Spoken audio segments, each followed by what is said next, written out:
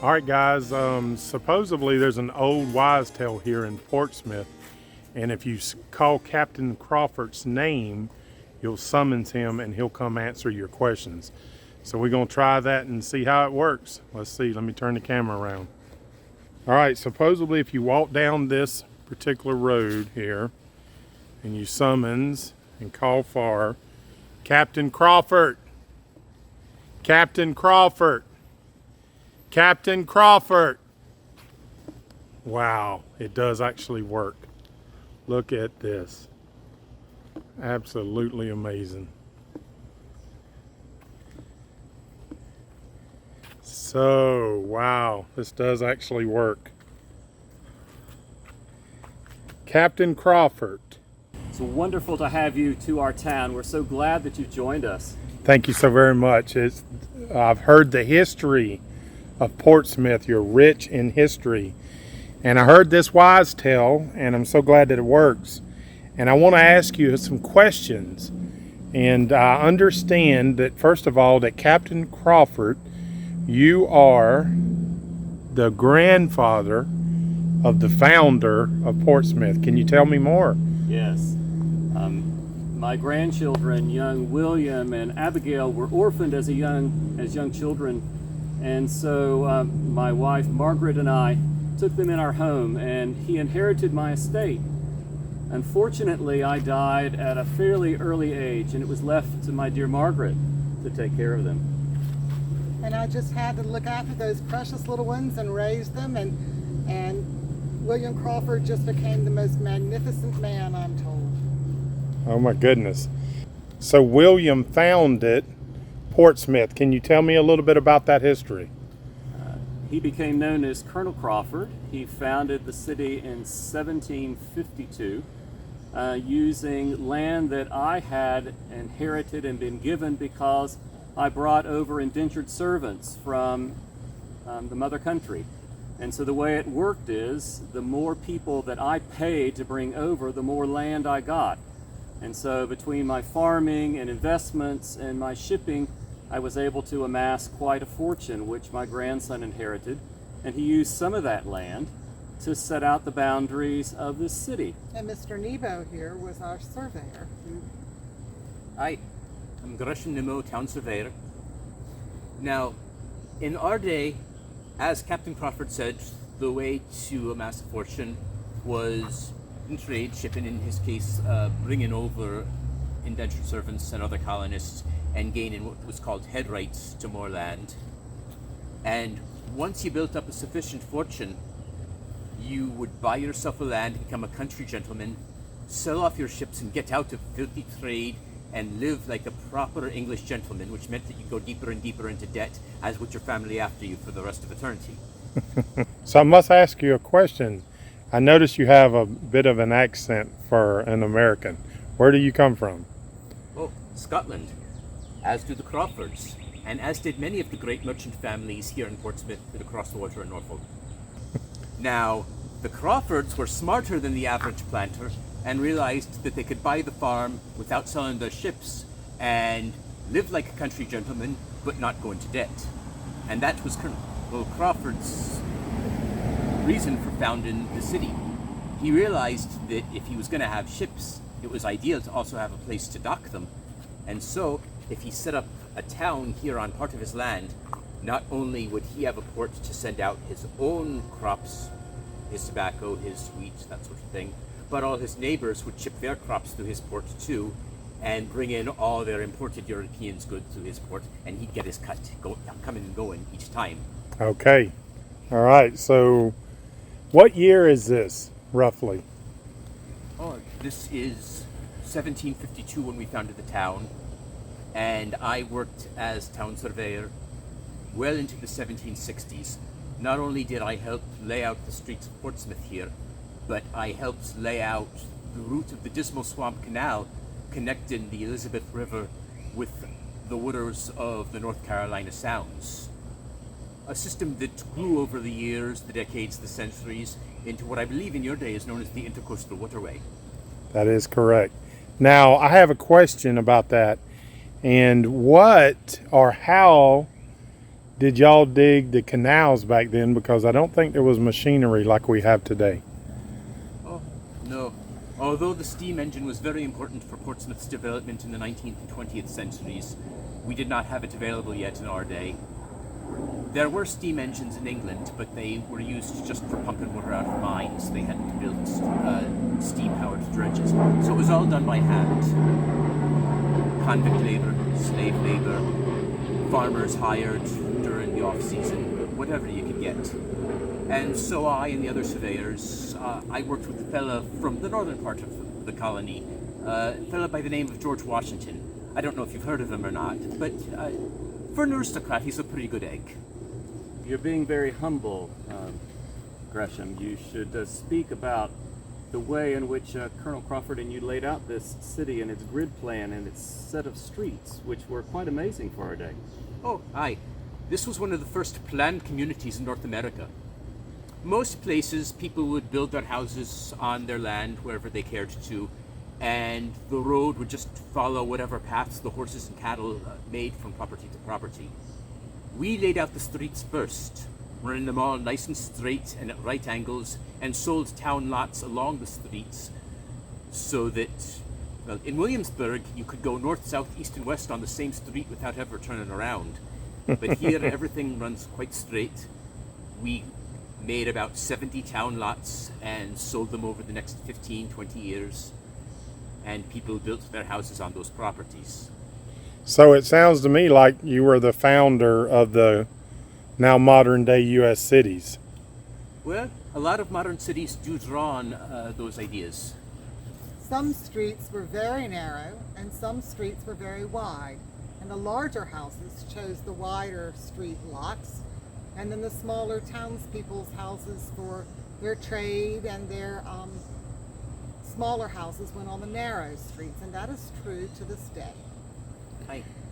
We decided that people with horses and carriages could afford to pay higher property taxes, so we charged a higher tax rate for houses fronting on the wide streets, and the people who walked everywhere would pay lower taxes for the houses fronting on the narrow ones. And the widest street of all, the High Street of Commerce, was 100 feet wide, the widest in the entire colony of Virginia, and that was for commercial traffic, the wagons bringing the hogsheads of tobacco down to the ships and the hogsheads of French wine out to the farms. What would the streets been made of then? Dirt. After our time, they were paved, first with bricks and eventually more modern materials like asphalt. And after our time, they would call it, I believe, mixed use as far as development. But the thing that was most important was the fact that it was on the Elizabeth River, one of the big principal Hampton roads. What most people don't realize is that a road is a deep channel that trade ships and Her Majesty's ships, His Majesty's ships, could travel down without running aground. And Hampton roads, the James River, the Elizabeth River, the York River, all these rivers were deep, and so they provided great commercial traffic. For there were no roads, there were no streets, as we would call it today, because it was still a wilderness. You traveled by water, and so all the developments happened along the water. So go inland, and there were a series of towns founded at the fall line, the point where the hill country started, and ocean-going ships could no longer sail further upstream. And so the towns of Alexandria on the Potomac, Fredericksburg on the Rappahannock, Richmond on the James, Petersburg on the Appomattox, and Danville on the Dan River were those trade centers where the shallow draft boats from the hill country would offload their goods and move them onto the ocean-going ships that could go no farther upstream. So I can only imagine that I came from the city of Elizabeth City, and it has the Albemarle Sound that feeds it, and that's where the Dismal Swamp starts. So George Washington probably really helped that town grow when they dug the Dismal Swamp. And so many of these towns came from Jamestown. Smithfield is over 400 years old, but all the old towns were river fronted. You didn't travel on land. You just crossed the James River and Surrey County And John Smith himself of Jamestown came down the Elizabeth River and said this was a perfect place because of the timber and the deep draft for ships and for a shipyard. And so the That was Gosport Naval 1607. the Gosport Naval Shipyard, as it's called today, the Norfolk Naval Shipyard, is the oldest shipyard in the country. Aye. It started in 1620. The paint wasn't even dry on Jamestown yet. We were blessed. There's a sandbar about a mile to the south of us, and it's at just the right height so that a ship can sail over it and clear it easily at high tide. But when the tide goes out, a ship directly over that sandbar will beach itself. So it acts as a natural dry dock. When the tide goes out, you can scrape barnacles, replace rotten planking, do whatever work needs to be done, and then when the tide comes in, the ship floats off and sails away. So, for more than 100 years, we repaired ships using that sandbar. And gradually, the small shipyards there coalesced into one large shipyard owned by a man named Andrew Sproul, who had the misfortune of staying loyal to the king during the American Revolution and was asked somewhat less than politely to leave. And did he leave? Aye, he fled with the last governor of the colony, Lord Dunmore, in 1775. The colony of Virginia, then the state of Virginia, confiscated the property and made it the headquarters of the Virginia Navy. And then, after the 13 colonies formed the United States, they leased it and then sold it to the federal government, and it has been a United States Navy base ever since. Okay. Except it's called Norfolk because we were in Norfolk County. Aye. So the Norfolk Naval Shipyard is in Portsmouth, across the river from Norfolk. The Portsmouth Naval Shipyard is actually in Kittering, Maine, across the river from the real Portsmouth. That ought to confuse the Russians. So I will say that I'm proud of my grandson because he was quite shrewd looking at all of my land holdings and saying this is the place that would be the perfect location for trade, for commerce, and for building of wealth and prosperity for all. Oh, aye. Now, we've been talking about primarily saltwater, the ocean-going ships, and even the Elizabeth isn't a true river, it's actually a tidal estuary, a very narrow, deep arm of the Chesapeake Bay, which is why it has a tide. But there was freshwater around here. Lots of small freshwater creeks flowing into the Elizabeth, and they were the source of drinking water in an area where if you dug a well, you'd hit brackish and undrinkable water instead. And so that combination of freshwater creeks and that deep saltwater channel and that sandbar made this area an ideal place for a trade hub and a city. And throughout time, because of the shipyard and every major power wanted to control this shipyard, the British would control Portsmouth, the Union forces would control Portsmouth, and so Portsmouth's history was preserved. And so you are sitting in the largest concentration in the 21st century of historic homes between Alexandria and Charleston. So later, there was a bridge tunnel, and it was called the Monitor Merrimack. Aye. The Merrimack being the original name of the Virginia when it was still a United States warship. And because Monitor Merrimack is alliterative, the English majors beat the history majors that day. The first battle between the ironclads was fought just outside these waters. The Virginia steamed out to fight the Union blockading fleet on March 8, 1862, and encountered several wooden ships. And it curb stomped them, as you'd say in your day. Sank two, ran another aground, and very nearly annihilated the entire fleet.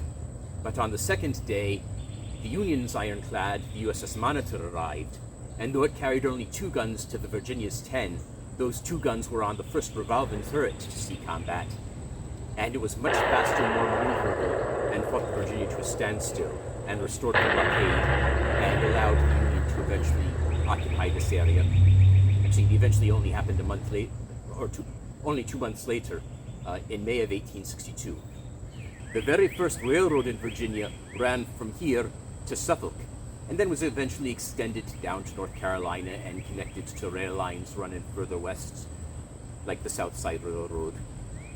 And so this mass of goods, mostly agricultural products from inland, could come here on the rails, be moved to the ships, and be transported all over the world that way. So if the question is not too personal, what years did you meet your demise, and how? For me, at an untimely early age, of an illness unknown in 1699. Margaret, much later, she got to see the Colonel grow to adulthood, and he would inherit her estate. But he had no children, I'm told. At least none that That we are aware of. legitimate. And I was not important enough for anyone to note my passing, just a faceless bureaucrat. Although one of his houses does still stand. This is true. The oldest house in Portsmouth is the Crawford Plantation House over on Swimming Point by what's now called Crawford's Bay. Crawford's Bay, that's where that came from. I am anchored in Crawford's Bay. Okay, Crawford Street runs by Crawford Bay, so okay, very good. try to remember all that.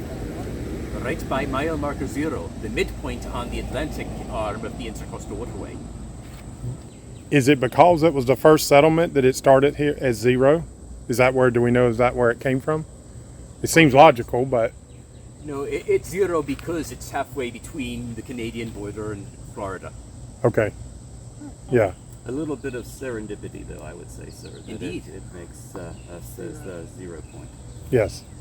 We love to talk about history here in Portsmouth, and you can visit Portsmouth, and you can arrange a private tour with Mary Veal and the Colonials, the three of us, as well as many other important historic characters are available for you to meet. So go to portsmouthlivinghistory.org, and you can find out more about this important opportunity. So I wonder, this is something that we have in our day. Have you ever seen anything like this? A box? Aye, we've seen boxes. It's a box. And this thing will change our life. I believe I saw a gentleman on our last walkabout with a box like that. Did he not take our portrait, sir? I That's what believe he told us did. he was doing. He told us he was doing it, and amazingly, right after he told us to stand still, he showed us our image. And I said to him, "Dear sir, in our day, that would have taken weeks." Might you say anything about the challenges of being a lady in the Oh, my 1700s? goodness. I just had to keep my mouth very closed. And I observed quite a bit. And I just tried to raise my grandchildren to be full of integrity and honor and do the right thing. And Abigail was a precocious child.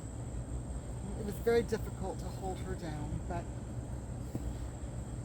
But what dear Margaret is not telling you is that in Southern culture in the colonies, women may not be able to speak publicly, and they may not have the right to vote, and they may not be able to do important things, but every man understood that if his wife was not happy, things would not go well.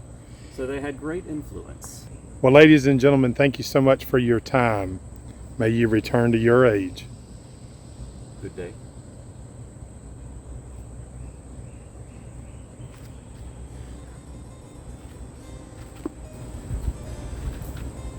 Colonel Crawford, thank you. Hey guys, I want to do a special shout out to the actors for coming out and spending some time with me. I hope you enjoyed it. I also want to do a shout out for Mary Veal and the Colonials. This is a picture of their website. I'll put a link in the description. Contact them if you're in the area and set up one of these tours. I believe you'll thoroughly enjoy it. If you enjoyed the video, guys, hit that thumbs up button, and if you're not a subscriber, go ahead and do that now and hit the bell notification to see more content. why? You're gonna have to you have to say that again. He's holding his phone, and I Sorry, might throw it away. The ringtone needs to be turned off. Yes. So I want to give you a little piece of advice. pass this on to your grandson. Buy the stock named Microsoft. Buy the stock named Microsoft. Microsoft. One day, Pray, good sir, what product is that? it's not invented yet, but just trust me on that. So I took your advice about Microsoft. They told me to get something called an Android. And